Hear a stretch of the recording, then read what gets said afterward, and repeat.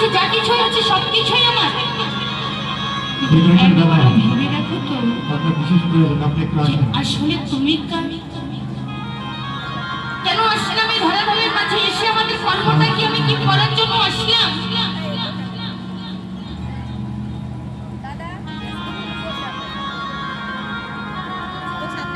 আসলে ভগবান আমাদের পাঠিয়েছে কেন ধরাধামের মাঝে? পাঠালো ভগবান বললেন, ভক্তগণ তোমরা হলে যেন নিত্য কৃষ্ণ চরণের দাস। এই বিশ্ব ব্রহ্মাণ্ডের মাঝে আমি অনেক ভক্তদের পাঠিয়ে দিয়েছি একমাত্র আমার চরণ সেবা করার জন্য, একমাত্র আমাকে ভালোবাসার জন্য, একমাত্র আমার নাম করার জন্য। কিন্তু কোন ভক্ত তো আমার নাম ধরে ধরে কাঁদতে পারে না,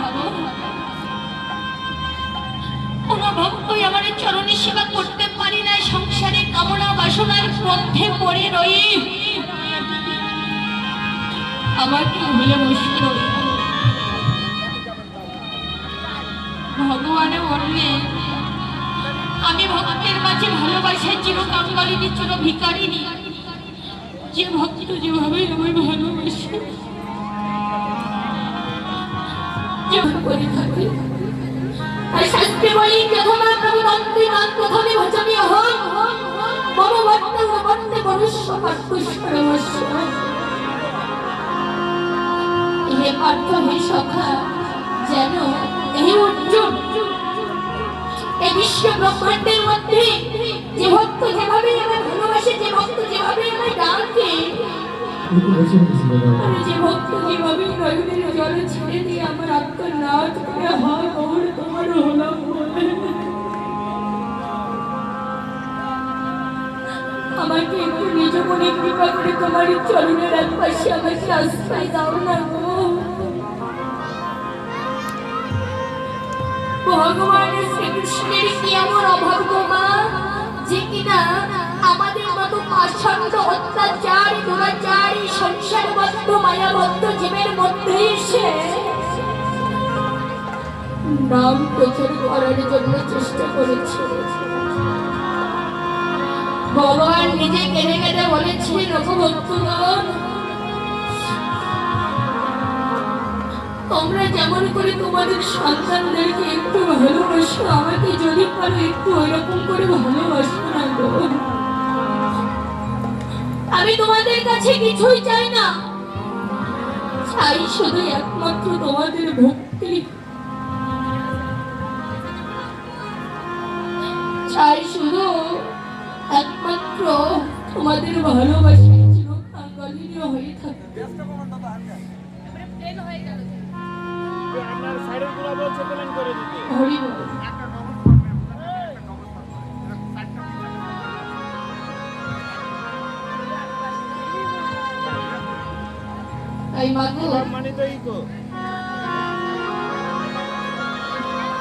আমরা যে মায়ার সংসারে পড়ে আম বাসনার মধ্যে পড়ে গেলাম, আমরা এখনো সময় আছি জগৎকে শিক্ষা দেওয়ারই জন্য। আমার ভগবান নিজে হরি হয়ে হরিবল বলছেন, জগৎকে কেটে কেটে বলেছিল জগতের কি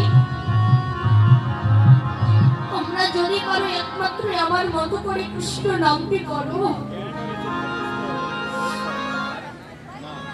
যদি পারো আমার মতো করে নয়নের জল ছেড়ে দিয়ে কাঁদো, যদি পারো আমার মতো করে ভক্তদেরকে যেমন করে আমি ভালোবাসা দেব বলে চৈতন্য চেতনা জাগাবার জন্যই আসলাম। আমরা একটু আমাকে পাওয়ার জন্য আমার জন্য নয়নের জল ছেড়ে দিয়ে কাঁদবো। এই জগতের মাঝে মহাপ্রভু আমার বলেছিল, একমাত্র কাদাই হলো ভজন, আর একমাত্র কাদাই হলো জগৎ জীবের সাধন। এই জগতে আমাকে পাবার জন্য যে ভক্ত যেভাবে নয়নের জল ছেড়ে দিয়ে কাঁদবে, যে ভক্ত আত্মনাদ করে ঘরে করে বসে দুফোঁটা নয়নের জল ছেড়ে দিয়ে আর একটু তুলসী পত্র দিয়ে যদি জোরে জোরে কাঁদতে পারে, আমার ভগবানও বললেন আমি সে ভক্তের নিকটে না গিয়ে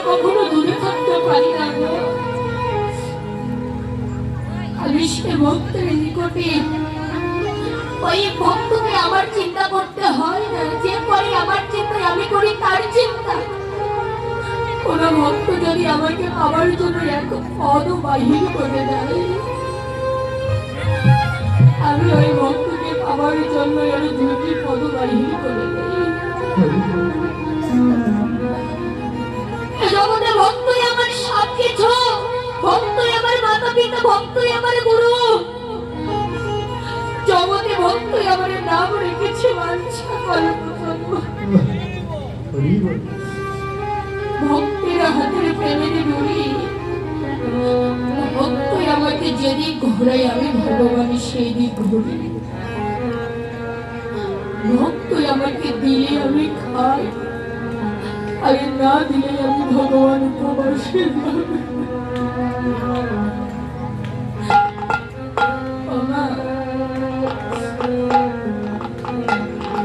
আমার যে ভক্তের জন্য নয়নের জল ছিঁড়ে দিয়ে কাঁদছি আমার ভগবান, আমরা কেন তার জন্য কাঁদতে পারি না গো?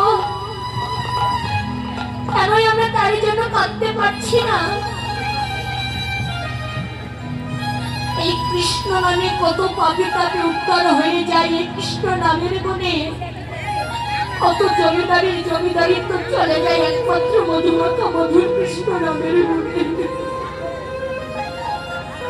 কত অভিমানের অভিমানে চলে যায়, কত পণ্ডিতের পাণ্ডিত্য চলে যায়। কিন্তু আমাদের মতো অধম কাঙ্গাল কখনো কোনোদিন এই হরি নামে করল না।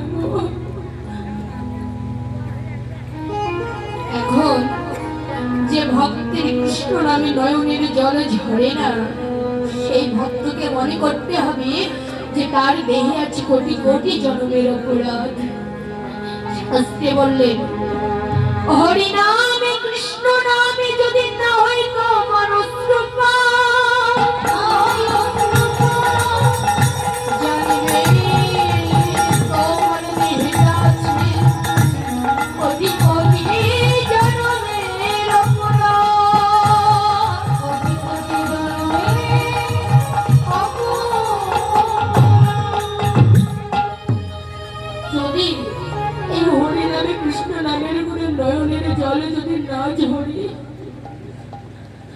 কখনো কোনোদিন বুঝতে পারবে তোমার দেহি আছে মহা মহা বৈষ্ণব চরণের অপরাধ।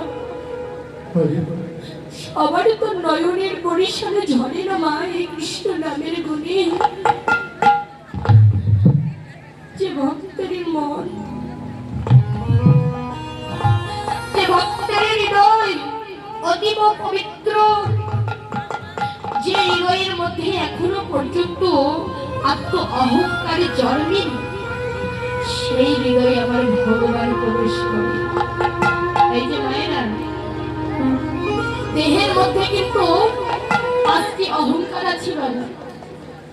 এক হলো জাতি, বিদ্যা, রূপ, যৌবন, মহত্ব।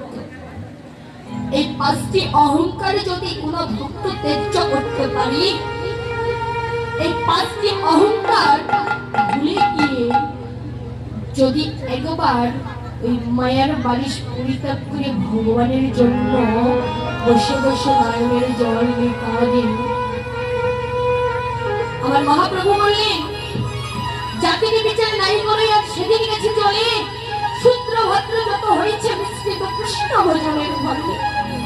যৌবন হরিদাস কৃষ্ণদাস নামাচার্য খাতি প্রাণ বললেন, কতই আর জাতির বিচার করবে?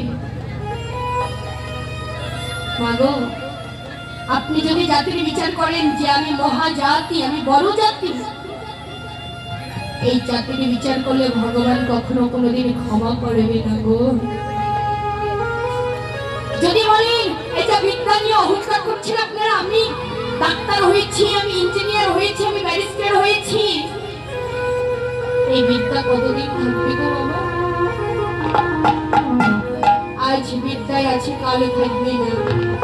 মৃত্যুর পরে গিয়ে যদি ভগবান যখন আমাদের বিচার করবে, নিজের কর্মফল যখন বিচার করতে শুরু করবে গো, তখন আমি না ধরাধামে গিয়ে আমি কি ছিলাম যেন, আমি ডাক্তার হয়েছিলাম, আমি ইঞ্জিনিয়ার হয়েছিলাম, আমি প্রফেসরও হয়েছিলাম। ভগবান কি তোমাকে ক্ষমা করবে তো বাবা? যে কর্ম করার জন্য আসলে সেই কর্মটাই তো তুমি ভুলে গিয়ে তুমি বিদ্যার অহংকার করছো। যে কর্ম করার জন্য আসলে ভগবানের নামে কাঁদতে এসেছো, ভগবানের চরণ সেবা করতে এসেছো, এই কর্মের কথা ভুলে গিয়ে আজ তুমি আত্ম অহংকার করছো আমি মহাবিদ্যা পেয়েছি। করো না গো। এই যে জাতি বিদ্যা রূপ, আজকে আপনার রূপ আছে, কাল থাকবে না। রূপের বড়াই করো না। এই রূপ তোমাকে ভগবান দিয়েছিল, তুমি নিজে গড়নি। এই দেহখানা কে গড়িয়েছে মা? ভগবান। যার দেহ তাকে নিয়ে আমরা অহংকার করি। যেদিন এই দেহ থেকে প্রাণ পাখি চির জন্মের মতো বিদায় নিয়ে চলে যাবে, সেদিনে পড়ে থাকবে এই স্বাদের দেহখানা। আমাদের কি দিয়ে গড়িয়েছে গো? মাটির দেহ মাটি হয়েই পড়ে থাকবে। যেদিন এই খাঁচা ছিঁড়ে ভগবানের নামে ডাক আসবে, বলবে ওই ধরার মাঝে আর কত কত জন্মের অপরাধী হয়ে থাকবে মানুষ, এই সংসারবাদী মানুষ। ধরার মাঝে আর কত আত্ম অহংকারের মধ্যে পড়ে থাকবে বলো? একবারে যদি পারি আসো আমার কাছে, একবার আমার কাছে এসে আমার জন্য আমার চরণ ধরে নয়নের জল পরিষ্কার করো আর বলো প্রভু, ওই মায়ার সংসারে আমাকে আর কতই রাখবে বলো? আমাকে যদি পারো তোমার কাছে আমাকে নিয়ে চলো।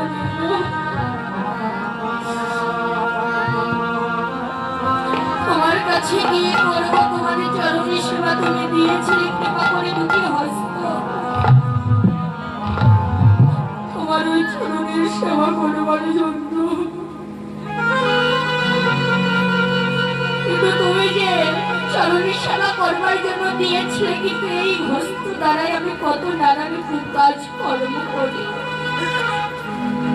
দিয়েছিলে কৃপা করে দুটি কর্ম তোমার নাম শ্রবণ করার জন্য। কিন্তু যেখানে হরি কথা হয়, যেখানে কৃষ্ণ কথা হয়, যেখানে ভাগবত পাঠ হয়, সেই বদন মনে আমরা কখনো কর্ণ মনে প্রবেশ করাই না গো। অনেক মিথ্যা কথা, যে কথাগুলো আমাদের শোনার মতো নয়, সেই কথাই আমরা শ্রবণ করি। দিয়েছ কৃপা করে আমাদের বদনে তোমার হরি নাম করার জন্য, কিন্তু এখানে এসে ধরাধামের মায়ার সংসারে আবদ্ধ হয়ে সবকিছু ভুলে বসে আছি। আমি বদন ভরে কখনো কোনোদিনও তোমার নাম করতে পারি না।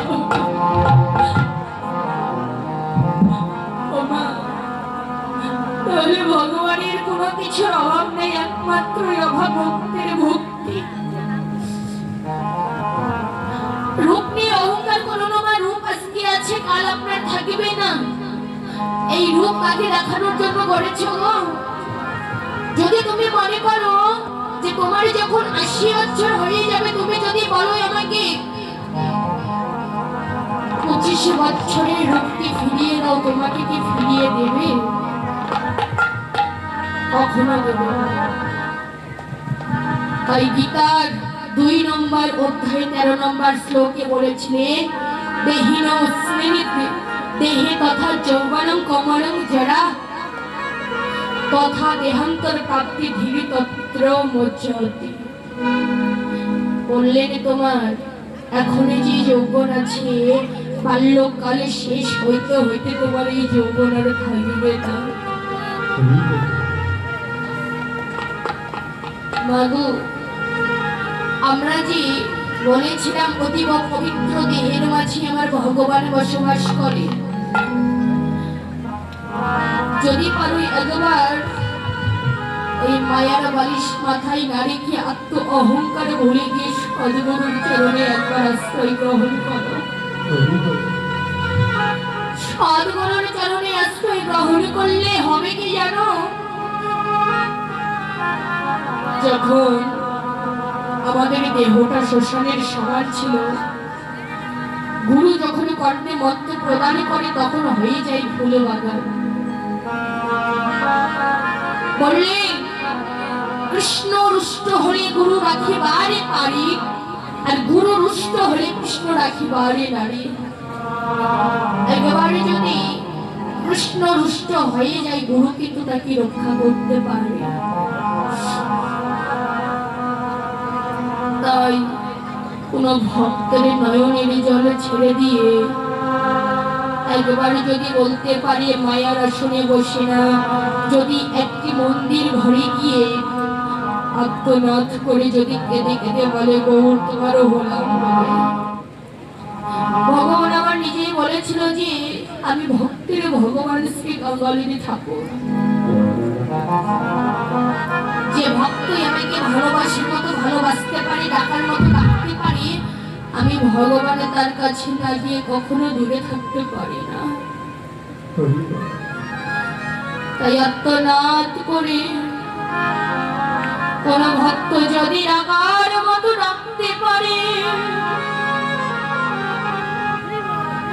নয়নের জল ছেড়ে দিয়ে রেখে রেখে যদি বলতে পারে হাগুর তোমার হলাম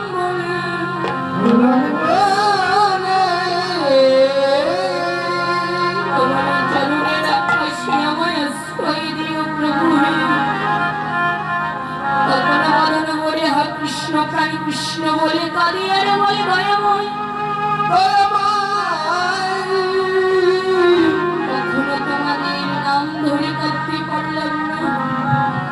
আত্মনাদ করে যদি কোনো ভক্ত ডাকি আর বলতে পারে আমার ভগবান বললেন আমি না এসে গিয়া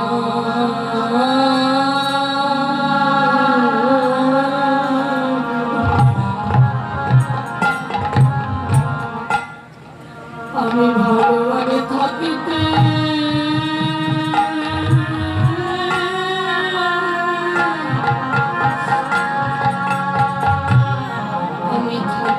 পারি।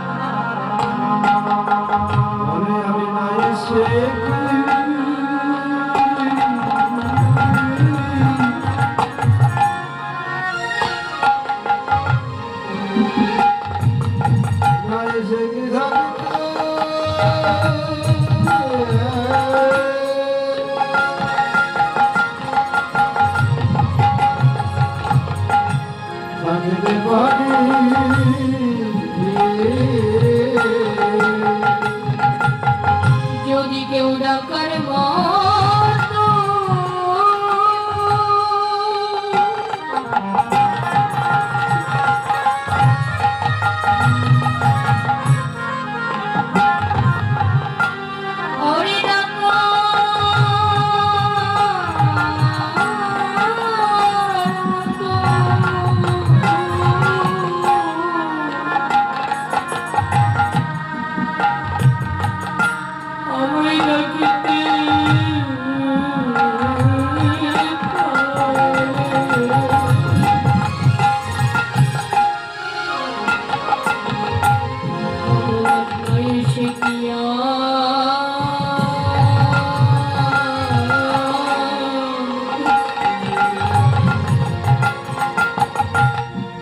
থাকিতে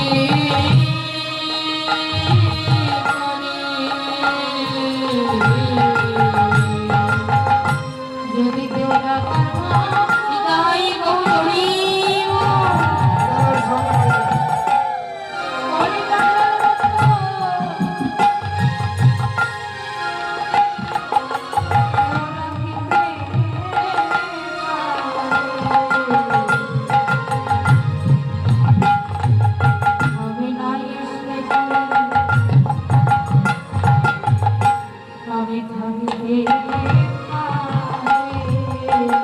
যদি কেউ ডাকার মতো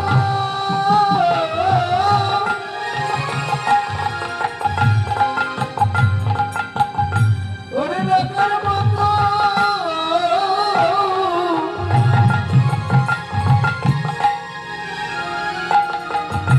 ওরে ডাকার মতো ডাকিতে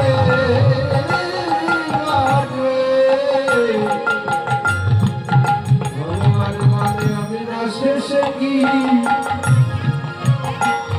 নাই সে কি ভাবিতে পারি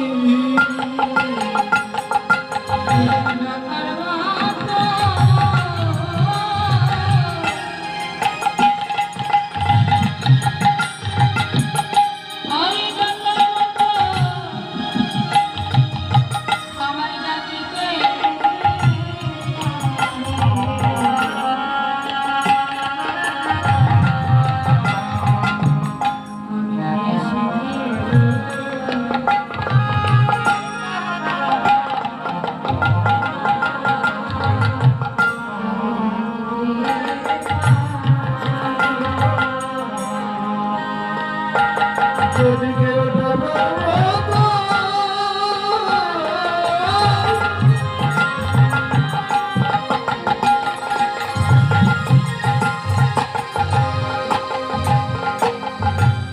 ওরে ডাকার মতো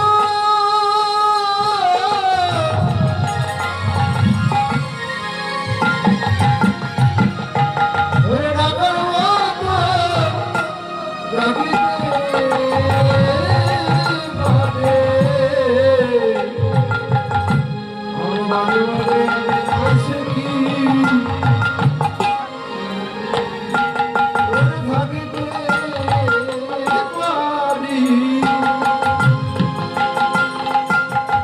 কোন ভক্তকে দেখে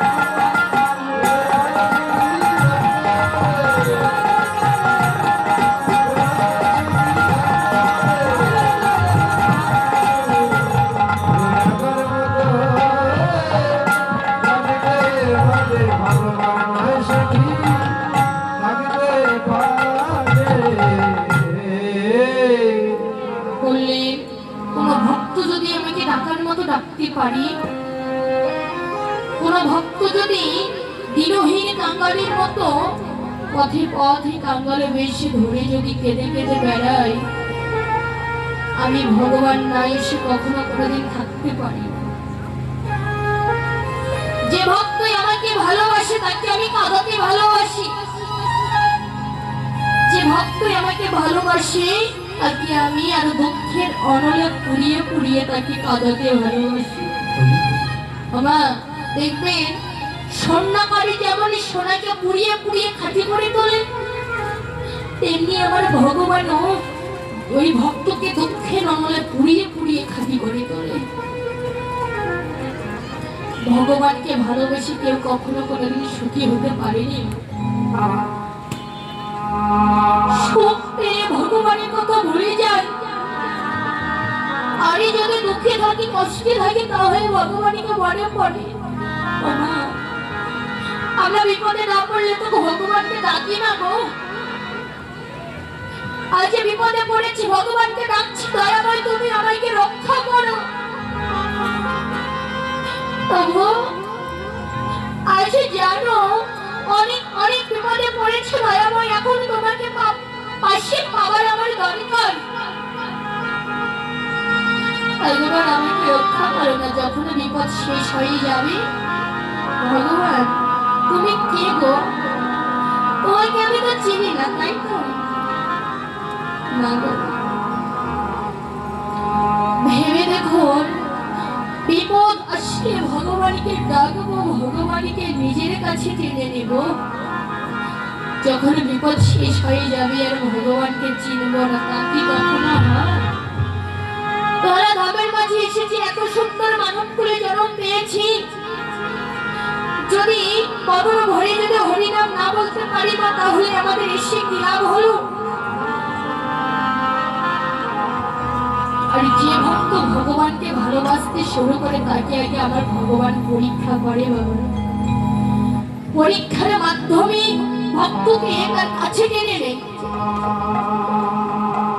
যেমন পরীক্ষা করেছিল ভক্ত প্রহ্লাদকে। ভক্ত প্রহ্লাদের বদন থেকে কৃষ্ণ নাম ছাড়ানোর জন্য তার পিতা কত চেষ্টা করেছিল। তার পিতা ছিল একজন দৈত্য।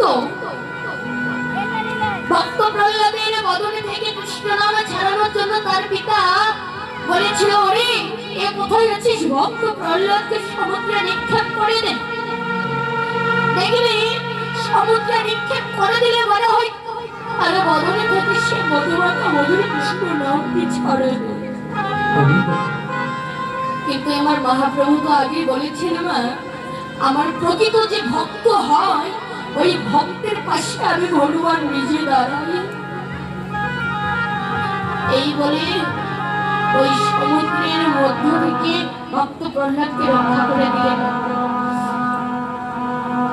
তারপরও তার পিতার ইচ্ছে মিটেনি। আমি কি করেছি? যে পাগলা হাতি আছে, পাগলা হাতির শরীরের সামনে ভগবান ওই ভক্ত প্রহ্লাদকে ফেলে দিলেন।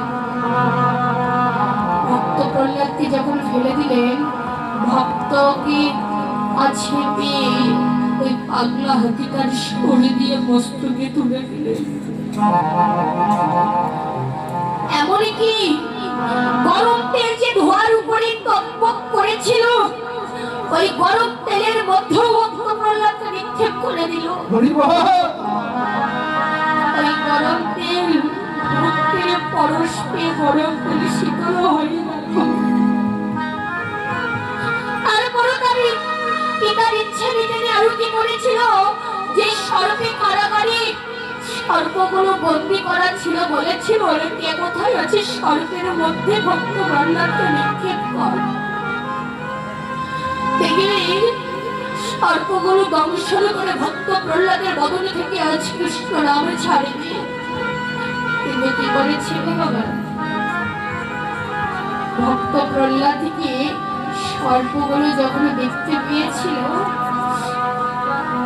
সর্পগুলো নিচু মাথা উঁচু করে ভক্তের দিকে তাকিয়ে কেঁদে কেঁদে বলেছিল, ভক্ত আমরা সর্বকুলে জন্ম পেয়েছি বলে কেউ আমাদের ভালোবাসে না গো। আমরা এই সর্বগুলো জন্ম পেলাম বলে কেউ আমাদের কাছে টেনে নেয় না, কেউ আমাকে ভালোবাসে না। আজ তোমার মতো ভক্তির পরশ পেয়ে আমাদের সর্বজনম ধন্য হয়ে গেল। হে ভগবান,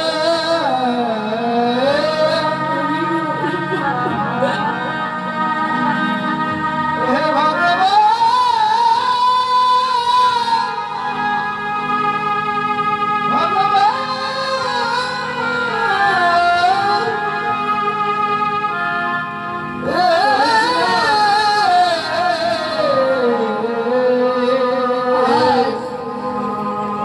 সর্বগুণ আমাদের উদ্ধার হয়ে গেল। এই জন্মের ধর্ম করলাম তোমার সেবায় লাগতে। কিন্তু ভক্ত তুমি আমাকে আশীর্বাদ করো, পরের জন্মে গিয়ে যেন ভগবানের চরণের সেবায় লাগতে পারি।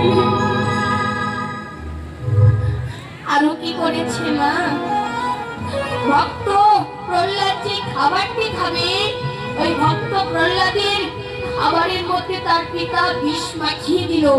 আর বিষ মাখানো খাবারটা যখন ভক্তির বদনে, বিষ মাখানো খাবারটা যখন ভক্তে নিজে গ্রহণ করবে, তখন আমার মহাপ্রভু কি করলেন, এই বিষ মাখানো খাবার নিজে গ্রহণ করলো, আর অমৃত মাখানো খাবার ভক্তের বদলে নিয়ে দিল। একদিন মহাপ্রভু ভক্ত প্রহ্লাদকে ডেকে ডেকে বলেছিল, প্রহ্লাদ, আমি তোমাকে যা পরীক্ষা করলাম, তুমি সকল পরীক্ষা থেকে উত্তীর্ণ হয়ে গেছো, বলো তুমি আমার কাছে কি চাও? বলো না গো, তুমি আমার কাছে কি চাও?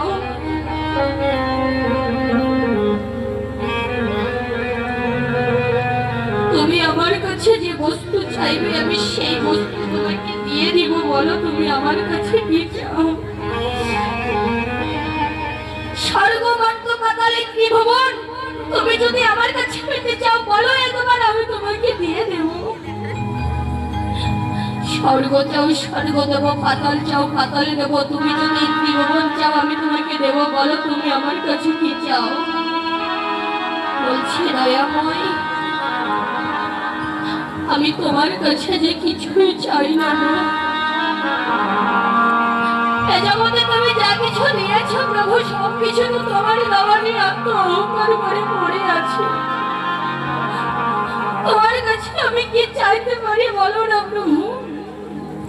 বলছি ভক্ত, তুমি যদি আমার ভগবানত্ব পেতে চাও, তারপরও তোমাকে আমি দিতে রাজি আছি, বলো একবার কি চাও? জানো ভক্ত, এই জগতে আমি অনেক ভক্তকে ধরার মাঝে পাঠিয়ে দিয়েছি, কিন্তু তোমার মতো করে এত সুন্দর করে কেউ মধুমাখা মধুর নাম করে না গো। আমি অনেক ভক্তকে অনেক কিছু দিতে চেয়েছি, তারাই আমার থেকে নিয়েছে, তুমি কেন নিবে না বলো? কি চাও আমার কাছে? ভক্ত প্রহ্লাদ কেঁদে কেঁদে বলেছিল, প্রভু ও দয়াময়, আমি কি চাই জানো? এই জগতে যে চরণ ফেলে আর জগৎ জীবের কিছু চাওয়ার বাসনা থাকে না, আমি যে সেই চরণ পাই প্রভু, তুমি আমাকে দিয়ে দাও না। আরো বললেন, নয়নের জলে ছিঁড়ে দিয়ে ভক্ত প্রহ্লাদ খাচ্ছি আর বলছে, প্রভু আমার কাছে আমার একটি মাত্র নিবেদন, তুমি আমাকে যদি কিছু দিতেই চাও, দিতে যদি চাও,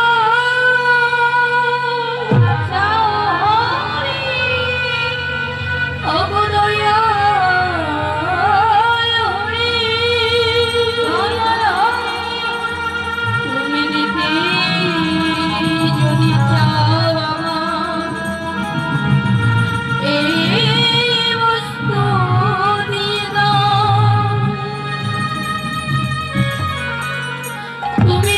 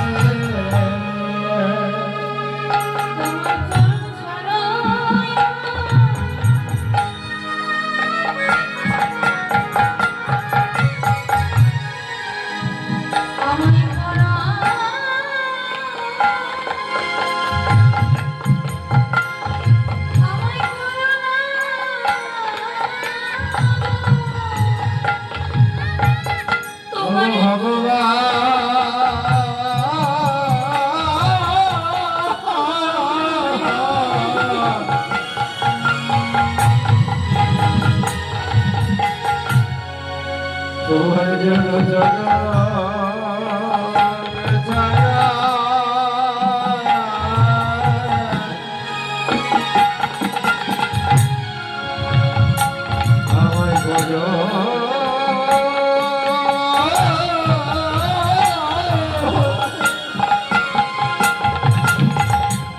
করুণা হে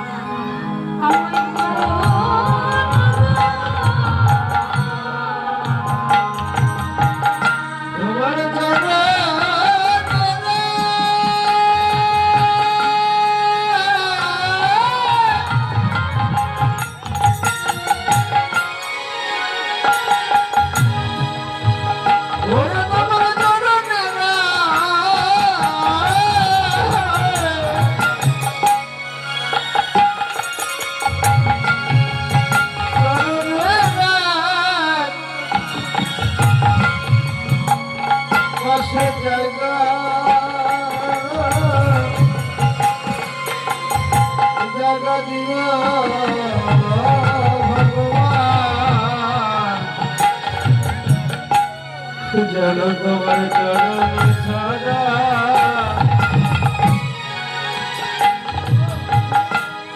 আমায় কোনো